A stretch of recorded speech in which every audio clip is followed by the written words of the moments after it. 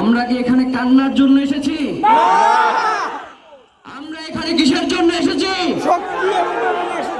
আমার ভাইয়ের রক্তের বদলা নেওয়ার জন্য আজকে আমরা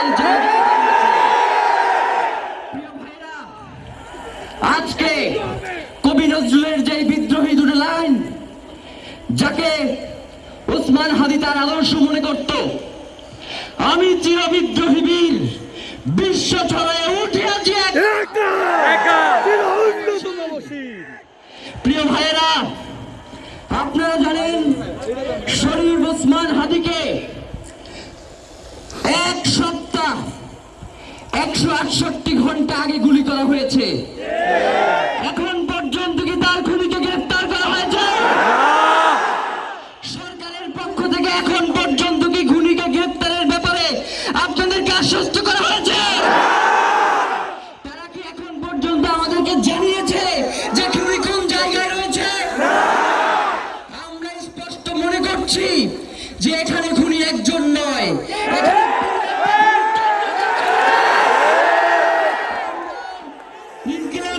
এবং তার পরিবারের পক্ষ থেকে আপনাদেরকে জানিয়ে দিতে চাই,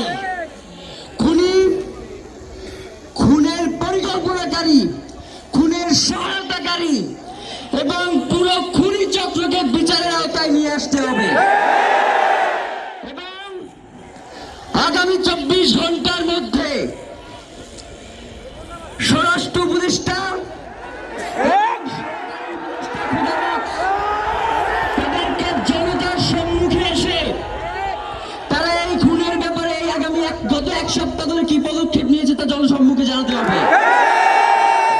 তারা জানাতে না পারে তাহলে তাদেরকে পল্লাকের জন্য প্রস্তুত থাকতে হবে। কোন ওসমান হাদির রক্তকে বৃথা যেতে দেব না। ঘোষণা করতে চাই, শরীরের মধ্য দিয়ে বাংলাদেশ ইনসাফ কায়েম হবে।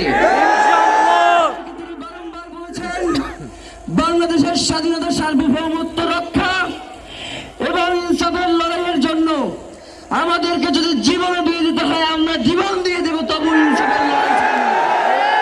সুতরাং প্রিয় বন্ধুগণ, আমাদেরকে ইনসাফের লড়াই লড়তেই হবে। আপনারা রাজি আছেন কিনা?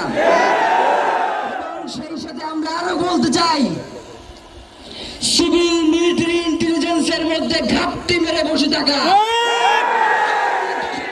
চিহ্নিত করে গ্রেফতার করতে হবে। বন্ধুগণ, শরীফ ওসমান হাদির পরিবারকে জানানো হয়, রাষ্ট্রের পক্ষ থেকে আপনাদেরকে যদি কোনো সুবিধা দরকার হয় আপনারা আমাদেরকে বলবেন।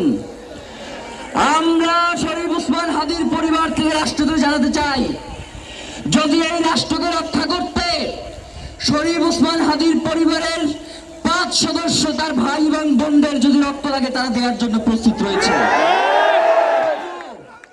এই খুনিদেরকে চিহ্নিত করে বিচারের মুখোমুখি করতে হবে।